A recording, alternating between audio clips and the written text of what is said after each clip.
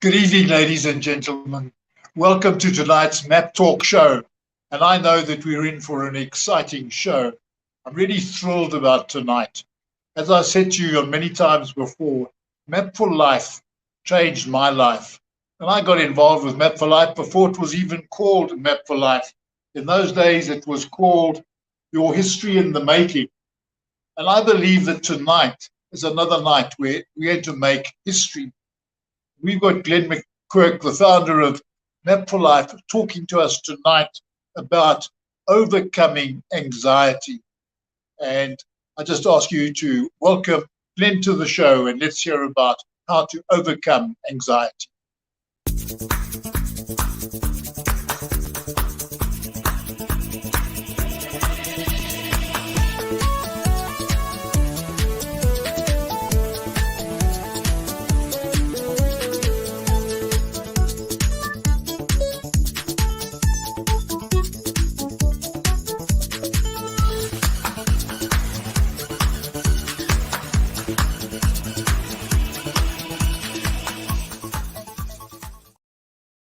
Well, good evening. This is Wednesday night and it's map show time, and I'm so excited to be able to share with you this evening. And of course, I was saying to Peter and Terence and Marvin earlier this evening that I think this is a topic that they are better equipped to talk about than me. But of course, that is not entirely true, because every one of us at some stage in our life sees or faces some form of anxiety. And one of the things that I wanted to share with you this evening is not to talk about what anxiety is as such, but rather some of the things that I have done to help me in situations where I have been anxious. Of course, I really feel that anxiety in itself is misplaced faith. It's putting faith in the things that may never happen.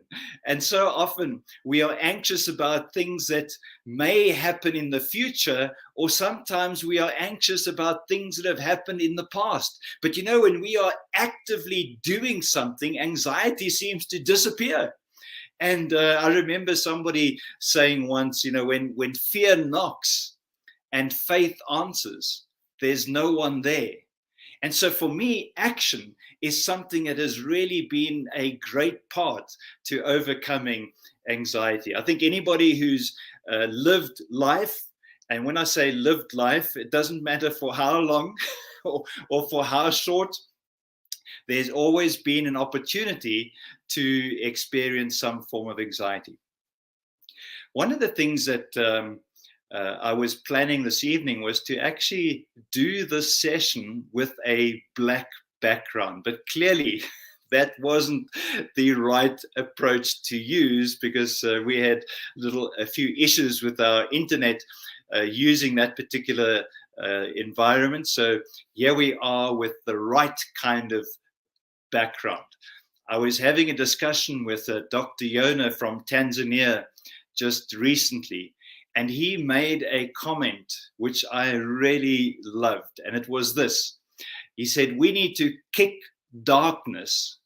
We need to kick darkness until it bleeds light. And you know, when he said that, that just spoke to my soul. Because so often we find ourselves in a place where we are distracted by things that maybe concern us to the point where we become anxious. In fact, anxiety can take you to a point where it cripples you. You may be in a place where you're almost paralyzed as a result of the level of anxiety that you experience. I think one of the areas where I have experienced what I thought was anxiety was public speaking, standing up in front of a group of people to share talk and worrying whether you're going to be able to stick to your lines. Maybe you're going to say something that's incorrect. Maybe you're going to say something that people disagree with. Maybe your audience is going to compare you to previous speakers on the subject and they're going to criticize you. And you have all of these kind of concerns that lead to anxiety. But what I realized in those situations, the butterflies that I experienced in my stomach, which seemed to be flying out of formation, I would harness that energy and I would turn something that appeared to be negative into a really strong positive. And I found that that anxiety was actually more an excitement, because what is happening, it was igniting or activating the adrenaline within me that enabled me to deliver a far more powerful presentation or talk or message. And so sometimes our anxiety or the link to anxiety may be misplaced. But anxiety or the excitement that may be confused with anxiety sometimes can lead to issues in life. I use a word which I'm trying to eradicate from in fact, I've used another word which needs to be eradicated from my vocabulary, and that's the word try. Try, tomorrow. These are words that need to be removed from our vocabulary. But as I was thinking about tonight, I felt it was maybe important for me to share with you one of the things that I had to address in my life at an early age. And in fact, it is, when I say at early age, at an early stage of Map for Life, at an early stage of Map for Life, I found myself in a place where I had been repeatedly experiencing certain kinds of symptoms that were having a physical effect on my health. In fact, it got to a place where every 3 months I would be ill, so ill that I couldn't actually do anything for a period of a week. And then it would take me a month or more to get myself back to strength, only to repeat the process again and again and again. This continued for a period of 13 years. Can you believe it? For 13 years, I was struggling with this. I would go and see doctors. They would try and put me into some sort of box. And of course, I detest that approach to anything. I think doctors, and forgive me, I must be careful what I say here, because we've got so many doctors involved in Map for Life. But there's that advert that has the parrot in the background, and before the patient or before the doctor's given the diagnosis, the parrot spits out a word of a particular product. And I think when it comes to the day-to-day things, very often it's easy to diagnose a person's issues, but sometimes it takes something a little bit more. And what I discovered as I began to delve into this, because of my engineering background, I wanted to find a solution. And as I began to delve into it, I found that I was experiencing an excitement about ideas that I had, to the point where I couldn't sleep at night. And as a result of not having regular sleep, I was depleting my immune system and falling ill. And the solution for me was when I realized the reason I wasn't getting sleep was because my mind was so busy trying to answer Peter's question, what is Map for Life? Of course, I'm joking about that, Peter. Asking, I was trying to answer some important questions about my future. Or I was excited about an idea. It would keep me awake at night. And the way that I solved that problem was to put something in Map for Life that is there today, and it is called the treasure chest. And the treasure chest was a place where I could write down all my ideas that were keeping me awake at night. I could put them down on paper. You know, the weakest ink is stronger than the strongest memory. I used to write it down. And when I did that, I could sleep soundly. And when I was able to sleep soundly, the symptoms that I used to experience that resulted in poor health instantly turned around. I couldn't believe it, that I was starting to go into the process of falling ill, and I wrote something down that was on my mind, and the next day I had reversed the process. And I realized the power of putting down those things that you are struggling with on paper. It seems to almost take them out of yourself and put them on paper, and you can see how insignificant they are. And it can allow you to get some perspective. And another thing that I found my mind doing from time to time was almost like a magnet, getting stuck to an issue. You know, we love those finger things. We talk about problems. We talk about challenges. We talk about issues. We talk about situations. We talk about circumstances. And we have all of these fingers that we're trying to deal with in life. And I found myself in a place where my mind would get locked onto one of these fingers to such an extent that I couldn't actually focus on anything else. And the only way to overcome that was to do something physical. So as I'm looking at you this evening, and I'm looking at the camera tonight, I would do something like this. I would literally turn my head, and in that action of changing my physical focus, I was able to detach the magnetic force that seemed to be there, that was keeping my mind absolutely fixated on something that was negative, that was leading to my own destruction. Almost in a sense, digging a hole for myself in the future that would guarantee that I fall into it. And you know, when I began to do that, I was able to quickly and easily get myself out of the incorrect mindset. I was able to change my mindset by doing a physical thing, which was to literally shift my head or shift my mind in a new direction. You know, I learned this as a parent at a young age. You know, when our first child was born, they would start crying or be upset about something. And you know what I used to do? I used to distract them. They would be crying and upset. Maybe they'd fallen and hurt themselves or whatever it might be. Or maybe mom or dad had said something that upset them. And I would distract them. I'd say, look over there. And they would turn their head, and instantly they would forget the fact that they were upset. And you know, when we see children able to change their emotional state in an instant by changing their focus, that tells me something about what I can do. And so I have learned that there are some times that I need to do that. But of course, alongside of anxiety comes some other things, and that is the word depression comes to mind. And sometimes I want to let you into a little secret. Sometimes it's nice to be depressed. You know, sometimes you want to just wallow in self-pity for a while. Sometimes you kind of want people to leave you alone because you're actually there. You like people asking you what's wrong. You like the attention that comes with it. But you know, there's a time that what I found is when people eventually hit rock bottom, they are able to stand up again.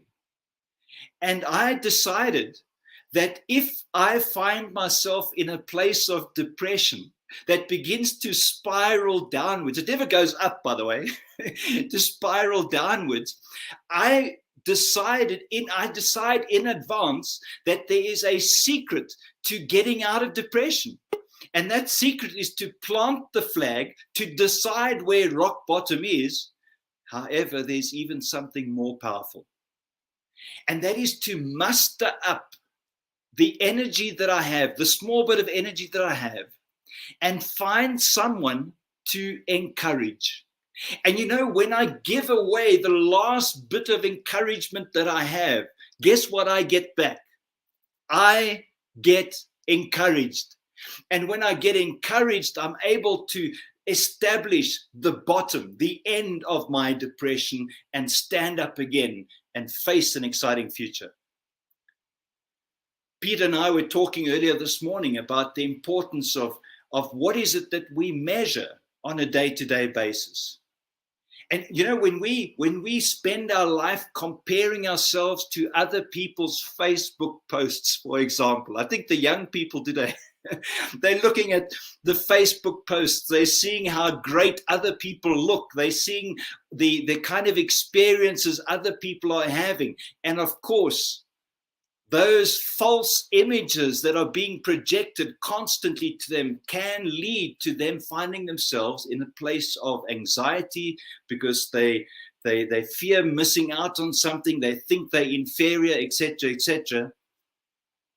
I think it's time that we begin to get a clear vision for ourselves, and we begin to measure not what we have not done, but rather what we have done. What I was saying to Peter this morning is the list of things I still need to do in order to get Map for Life to a place where I am happy is kind of so long that I need to live a few lifetimes. At least that's what I feel. And when you look at something from that perspective, you are going to go to bed every night feeling anxious. But if instead you focus on what you've done and what you've achieved, even if it's one thing in that day, you know, you can go to bed and you can sleep well because you've had a measure of accomplishment. And so maybe our anxiety could be the result of misplaced focus, looking or measuring the wrong things, comparing the unique person we are to the common people out there, and trying to be like them. Like John Mason says, we're born an original, but most people die a copy. I think the desire to be a copy, to be like others, is what causes or leads to people feeling anxious. There's so much to say about this subject, but I hope that just tonight, just by sharing a few things with you, number one, just write down the things that are troubling you. Put it on paper. Leave it there for another day. And you might find that you never need to go back to that because it was so insignificant anyway. If you find yourself fixated on something that's causing you to feel anxious and it is putting you in a negative mindset, take that head of yours and switch it around, maybe, just maybe, by distracting yourself. You could get your mindset to shift. And then thirdly, what was the third one that I shared with you? Write it down, shift your head. I think I spoke about, this is lovely. Who am I going to bring in? I've got a panel over there, and they've been taking some notes. So I'm going to ask one of them to come in and tell me what the third point was. So Terence, are you ready? Or should I ask Peter? Yes, Terence, you're there. So you can remind me. Yeah, Glen, the third one was find somebody to encourage. That's the one I captured, and you yourself would. I was talking, and the reason why I forgot that was I shifted off that idea of anxiety onto depression, and the value of giving away something and receiving something in return. Thank you so much for helping me. This is why we have a panel for those of you watching. You know, and I think those small little things can really have a significant impact on you being able to overcome the worries of this world. And Map for Life is really a tool to help you to understand what your purpose is, define a clear vision for your life, and in doing that, start looking through the gaps in the fingers and not at the fingers themselves. So instead of us talking about problems and challenges and issues and circumstances and all the things that are happening, we begin to share and talk about the excitement of the new life that we are creating because of our existence. It's been wonderful sharing with you this evening. I hope that I've started started a discussion that we can begin to touch people's lives in a positive way and help a hurting world to shift out of the place that they find themselves in, called anxiety. I'm looking forward to the panel discussion led by Peter after this short interval, and I'm sure you have things to share from your own life experience. Please do that, and Peter's going to be back right after this.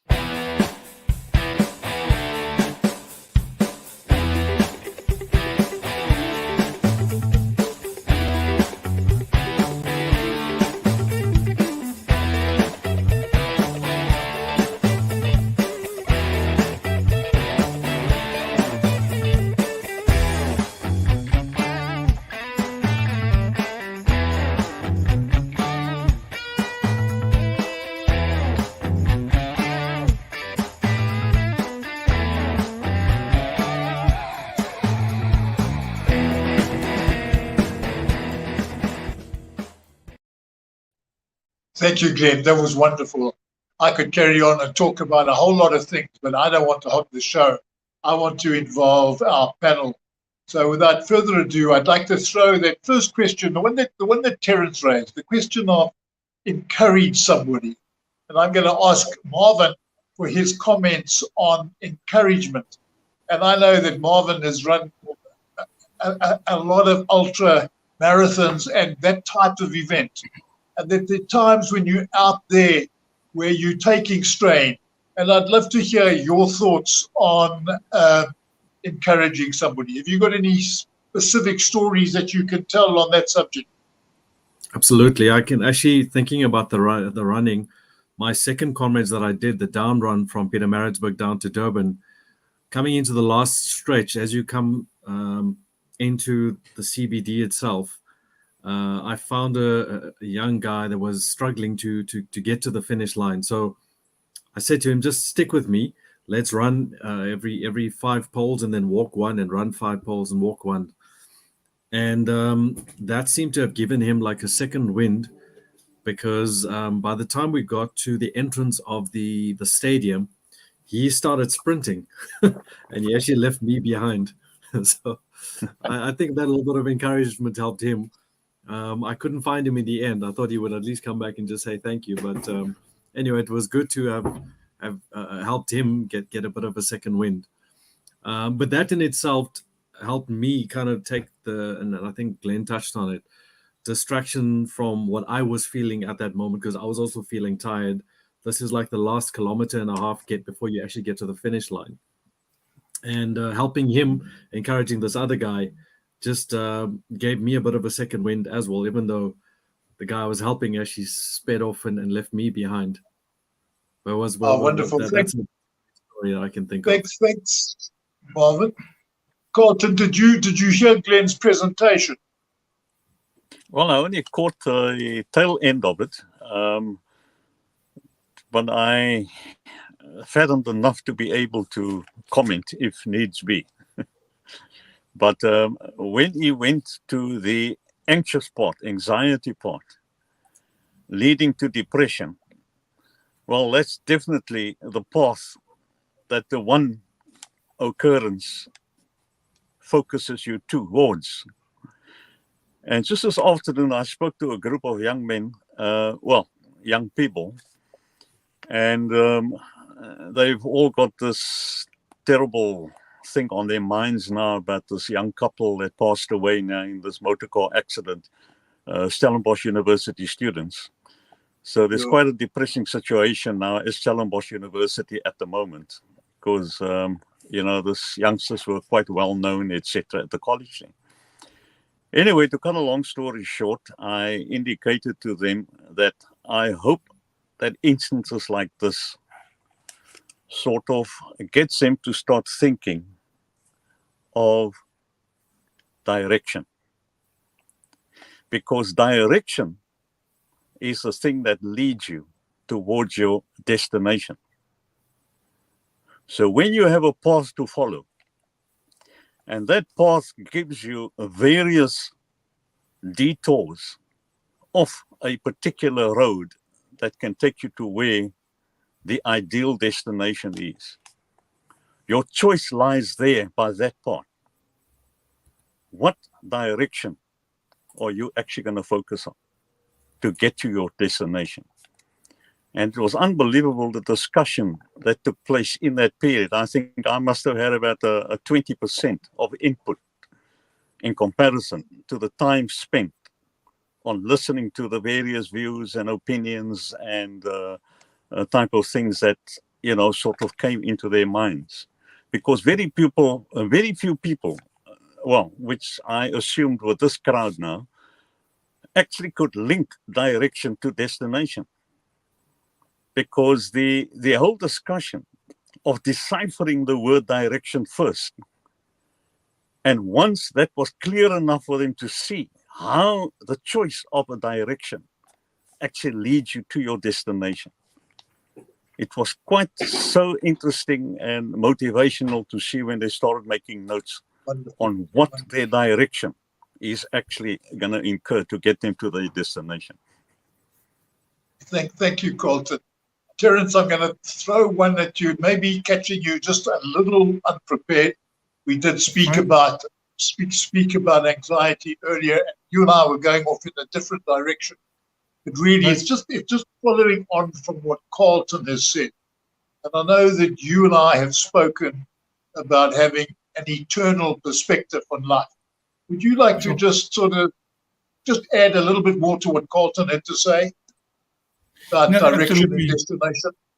Absolutely, Peter. Thank you. And yeah, I totally agree with Carlton there when he says you need to find direction, and then from direction will come destination.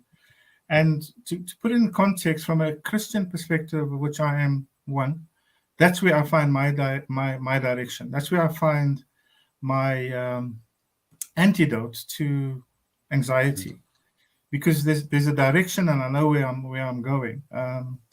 And one of my favorite verses is Philippians 4 verse 6. Do not be anxious about anything, but in everything, in prayer and thanksgiving, let your requests be known. All right.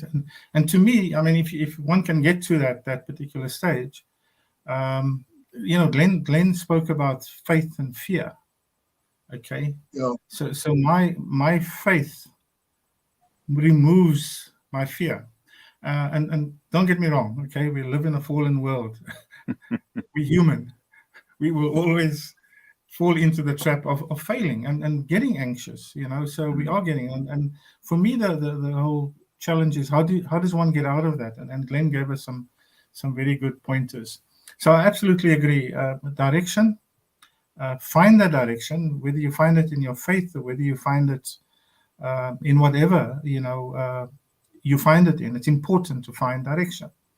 And from that, then you will find your destination. But you'll also remove the fear. The opposite of faith is fear. So have faith in something. Have faith. Have confidence in yourself. Have faith in what you're doing. Have faith in who you are and what you're meant to do, your purpose here on earth, etc. And that sort of, it'll never take anxiety away. Anxiety is real.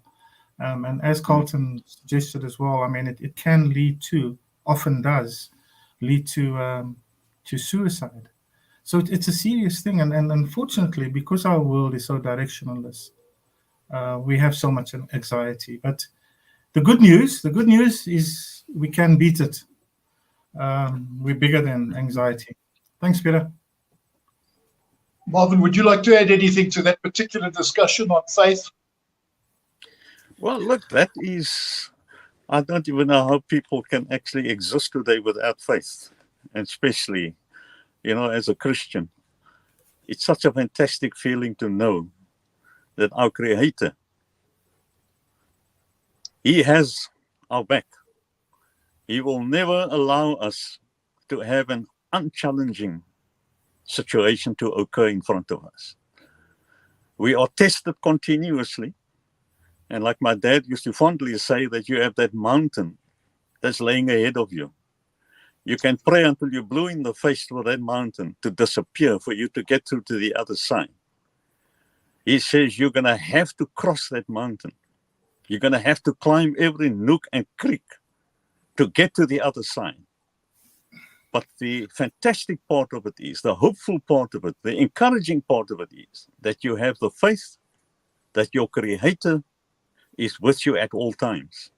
And what a beautiful experience that is.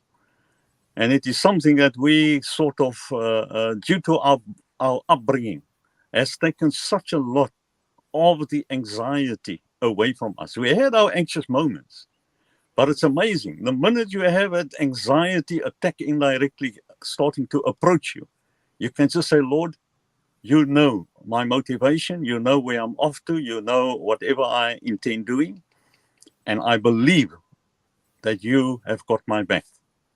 And it's amazing how the strain just sort of relaxes itself around you, and you challengingly can walk. I'll be able to give examples in the future now about certain experiences that has got me to be so anxious while walking into a meeting.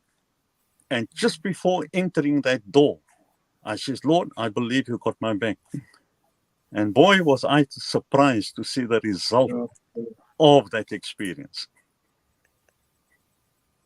Marvin, would you like to comment on the subject? Yeah, so I was just thinking about the scripture of Hebrews 11 verses 1. And I think everybody that knows that scripture knows it to say, now faith is the substance of things hoped for, the evidence of things not seen. Yeah, that's and right. If you look at the first part of that scripture, it says now faith. And I was actually just checking how many of the different versions of the Bible have the word now in it. I was listening to an interesting teaching about the now faith. And having faith in the now is more important than having faith just in the future. Because you need faith now, especially when things are not going as had planned. And I think, when you operate in that now faith, and you get to that point where you get to the end of yourself, and you say, hey, God, it's now up to you. It's now. It's not going to be up to you. You're now handing over the reins and say, hey, God, I can't do this on my own. Whether you're Christian or not, it's important that, at some point you've got to let go so that, in Christianity, we'll talk about let go so you let God. Have his wonderful way. Let him have his wonderful, yes. But the focus on the now is important. And I think, sometimes anxiety comes when we focused on the future and not really worried about, not worried, but you forget that right now, things are still Present. fine. Things are still okay. In the present, things are still going great. Things are still, tomorrow is tomorrow. And that's why, Matthew 6 verses 30, it speaks about not to worry about tomorrow, seek God's kingdom first. But the now part is important, to be in the now. And to know what's next, you got to be in the now. If you're too worried and focused on the future, then you're going to lose yourself. And then you're going to open yourself up to that anxiety really kicking in and taking over. Thanks. Thank you, Marvin. I want to go off on a different tangent. And I was reading today that it's a case of our future is made between 5 a.m. and 7 a.m. And it's important how we start the day. What do you guys think of that particular statement about how we start the day? Terence? Yeah, absolutely. I think there's a lot to be said about that statement. How you start your day will determine very much how you spend the rest of your day. And to me, it's all about getting yourself right mentally getting a positive view of the day, getting yourself right spiritually. So it's physical, it's spiritual, it's all the aspects that one is made up of. If you just spend time in the morning, you say between 5 and 7, or between 4 and 5. Peter, I know you're an early riser. You probably do it from between 3 and 4. But whatever time you choose, it's important to start your day on the right footing, to start your day on the right mental, physical, and spiritual level. And then you just find your day goes on. And I find if I don't have that, Glen spoke of focus. If I don't have that immediate focus, as Marvin has said, the now, in that half an hour, whatever the time is in the morning, my day wanders off, and my brain isn't as focused, and I myself am not as disciplined to stay in the present and do the things that I need to do, and not fall into the trap of getting frustrated, getting angry, etc. Because all those things that are negative that lead to levels of anxiety. Traffic is an interesting one. I mean, just driving to work here in Johannesburg could get you really anxious. And I find that working from home, I'm in a far better way from anxiety. My anxiety levels are far lower. So I don't have to deal with the traffic. I don't have to compete with others to get to work. I do it all from home. Yeah, absolutely, Peter. That morning time is special. It's precious to me. Thanks, Peter. Colton, what do you say about morning time? Guys, it'll be the most surprising time of day if I, between 5 and 7, am already planning my day, because the first thing that comes on my mind in the morning is a lovely breakfast after showering, etc. So I need to have my breakfast, and while sitting there being in the most fantastic feeling at that moment in time, relaxed, well fed, now I can take my little pen and on a half a A4 size paper jot down a few things that needs to be attended to. So guys, I might be disappointing you, but between 5 and 7, I'm still sleeping.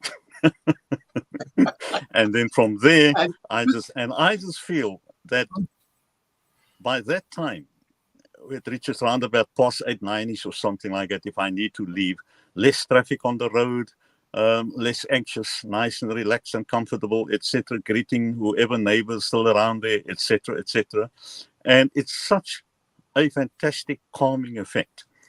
And that is why I can walk into the most rowdiest environment, and the first thing people will tell me is, do you ever firstly lose a smile? Do you ever lose making a joke? And do you ever get cross? And through God's grace, I can tell you, well, I don't need to answer that. The reason you guys are asking me that is because you are aware of who and what I am. And I thank God for that. I thank God for that. So that's my experience in the morning. And as I said, being prayed up and so forth, asking God to sort of just be with me during the day, and we take it from there. Glen spoke about writing it down, and he dealt with his problem with sleep, and how he struggled to sleep, and how he solved his problem by writing things down. Would anybody like to comment on that? And Colton, you spoke about writing things, but what about the night before? Do you do it the night before? Well, look, the night before, I try not, it's obviously supper time and all that, and spending chats now with my kids, grandkids, and whoever's around at that moment in time. And what I have definitely discovered that assists me with sleep and all, I mean, my wife and everybody else that knows me will tell me when I put my head down, I mean, the world can be rocked to heaven and back. I sleep right through. I know nothing about it. And what I've discovered is that the less I have on my mind before I go to sleep, the more gracious my sleeping is. And I think that's one of the things I normally speak to a lot of young people about that has restless sleeping. And when they tell me that they're so anxious about what's going to happen tomorrow, etc., and with the result, they don't fall asleep or they have a very limited amount of sleep. And my advice to them at all time is my advice, and that is try and go to bed with as little things on your mind. And once that is, look, you've got a couple of, you've got 7, 8 hours, 9 hours to do whatever you need to do. Why on earth must you wait at night now to go and load your brain with things that's going to get you to be laying awake all the time and wondering and battling to fall asleep? So that's my remedy to having a good night's sleep. Marvin, your comments? I think, you know, writing things down is actually where the power comes in. I did a course with a gentleman by the name of Dr. John DiMartini, where he speaks about how in order to clear past memories, the negative ones, by going through a series of questions and physically taking pen to paper, there is some sort of connection at a cellular level where your body kind of cuts off the specific things that you want to let go of. So for me, writing stuff down is more powerful than we actually understand. By writing things down, it also enables a high level of thinking, and I think you really become a lot more focused. My daughter was telling me how she's battling to sleep. She's only 10, and every time I say goodnight to her, she's always got like another story to tell me. This happened at school, and that happened at school, and Dad, I don't know how to deal with this. So I know in a way it's a bit of a tactic that she doesn't want to go to bed. But I've encouraged her to take a pen and paper, and I see she's done that. I've actually created a journal where everything that she's thinking about, this happened with that friend, or this she needs to do, the minute she finishes writing the last thing down, it's like her mind is empty, it's free, and she's able to actually properly switch off. And, you know, when your brain isn't busy remembering everything, your brain can't process, then you only will your brain be able to process stuff. So I think the power of writing things down. If you look at the scripture of Habakkuk 2 verses 2, which speaks about, you know, writing the vision and engraving it on a tablet so that the one who reads it will run. It's got to be written down so that it lasts beyond just yourself. And that that's written down is now from here onto something that you can constantly look at, whether it be a vision, whether it be something that you're thinking about, whether it be something you still need to do. The minute you take it out of your mind and you put it down, it gives you that opportunity to deal with it later. And by dealing with it later, it also gives you a chance to process what needs to be done in a clearer sense. You know, I always like to equate it to a recycle bin on your desktop or your laptop. If you're constantly having it full, you're going to have a memory problem. You won't be able to remember stuff. You won't be able to clear stuff. Your process is not going to work. It's going to be slow. You're going to operate slower. The minute you empty and you clear out stuff that shouldn't be there, all of a sudden the processes start working faster. The machine is more optimized, and you're able to do the things that you actually want to do. Your mind is exactly the same. And I think it's important to make sure that we stay engaged by being conscious when things are cloudy upstairs. When it's cloudy, get a pen, write it down, clear your mind.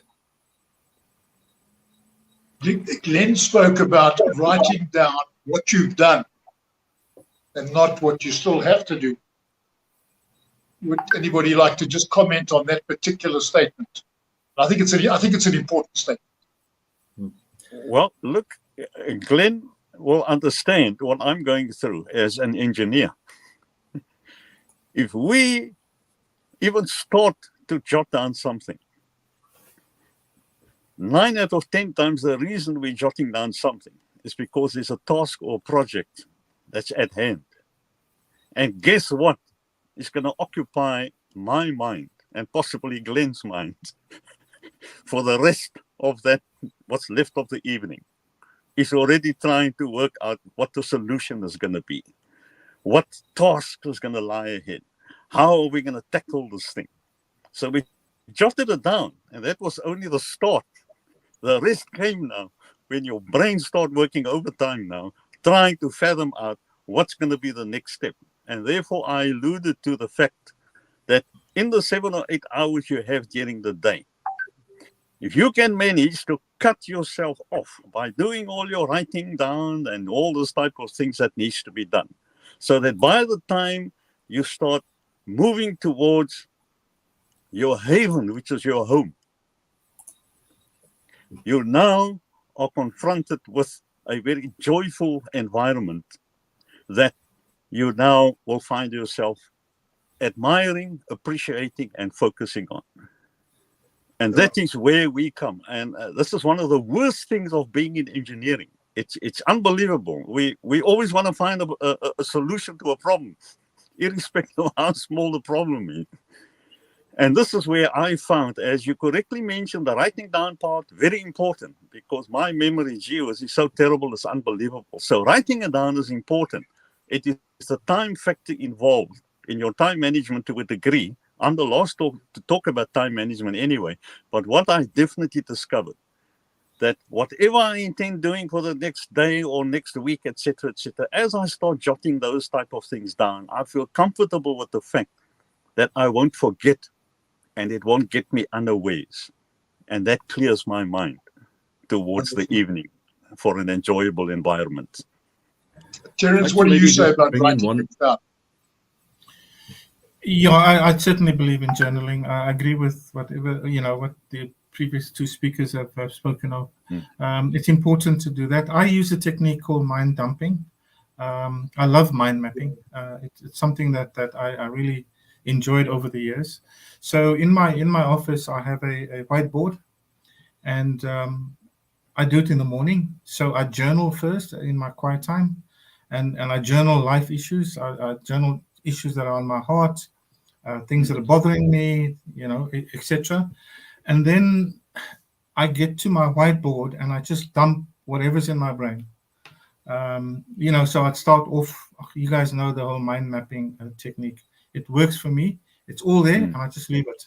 And every time I pass it, I glance at it and I think, oh, okay, boom, I've got to do this and that, but I've done that. That's fine. And it's a whole sheet of mind maps. You go through, I go through at least about one a day of mind mapping, but I call it a mind dump. I'm just getting stuff out of my head. Yeah, lovely. I think that's powerful. I've got a book that I look at from time to time. It's called The Artist's Way, and I just can't think of the name of the artist or the author. And she's also written a new book which I was looking at, and the new book's title is something like "It's Never Too Late to Start Again." But her key to the start is the first thing in the morning, and she talks about sitting down and just writing, and it's her version of a mind dump, where you sit down and you write 3 foolscap pages in handwriting. And again, picking up on the point from Marvin, it's the writing and the connection between the mind and the pen, as opposed to other things. And how important, Julia Cameron, thank you. How important it is to do that writing. I just think it's important, and it's getting the flow. And so that's just the one thing in the morning. But just something that you said, which followed in from what Glen was talking about, and he was talking about vocabulary. Now, I've got a little thing, and Terence, you spoke about your quiet time. Yeah. You have a quiet time. Yes, I do. Yeah. My quiet time. My quiet time is it's internal, right? It's a time when I connect with my creator. It's a time when we have that conversation that we need to have. Where I come to him with all my issues, and I pause and I try and discern what he's saying to me, etc. Yeah, absolutely. So it's a combination of things. It's reading the word for me. It's being quiet and just listening and responding. It's also a time where I do my personal worship, whether that be with a song in the background. I actually dance in my office because I can. As David did. I love that, and it just releases so much in me that by the time I walk out of my office door at about probably 6:30, 6:45, to have what Carlton has that good old breakfast, I'm in a different world. I really am in a different world, and I'm ready to take on the day again to face whatever challenges come my way. But yeah, it's a combination of. My real issue was a question of vocabulary. I say I don't have a quiet time. I have a power hour. Okay, 100%, 100%, because that's what it is. That's what it ends up as. I agree with you. And that's that's part. I'm just saying that's part of my morning ritual. And part of it is there are times I'm not quite sure whether what I'm doing is physical or spiritual or mental, right. but the importance of that. And you heard me talk often, and I talk about relighting the fire every morning. Yeah. That's part of my power hour as opposed to your quiet time.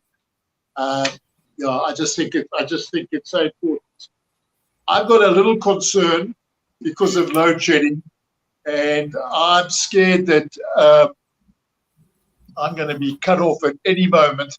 So would anybody like to just pass some closing remarks? Marvin, would you like to have a last comment? Sure. So I wanted to say, when it comes to writing things down, I was thinking of area number 8 in the Wheel of Life, which speaks about rest and restoration.